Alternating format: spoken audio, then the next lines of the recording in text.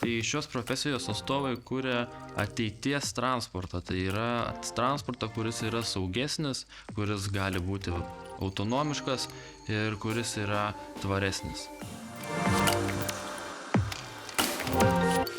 Šios studijų kryptimi išmokstame ne tik automobilio sandarą, tačiau ir plačiau apie automobilius, apie visas transporto sistemas, apie autonominį vairavimą ir ateities tendencijas bei tvarumą. Transportas yra viena iš tų sričių, kurioje mes galime sumažinti poveikį aplinkai.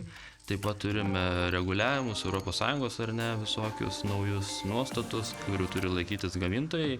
Tai ir mes inžinieriai prisidedam prie tikslų vykdymų. Šios srities profesionalas ateityje, manau, kad prisidės prie įvairių išmanių technologijų kūrimo.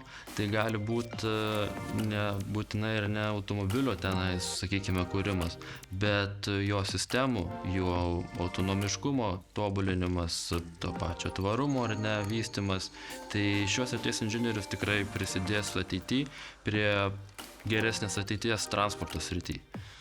Dabartinė visuomenė tikriausiai galbūt labiau vertina mechanikos inžineriją, nes jinai yra platesnė, tačiau tiem, kurie domisi būtent automobiliais, transportu, gali būti ir geležinkeliai ir ne, tai rekomenduočiau rinktis būtent šią programą.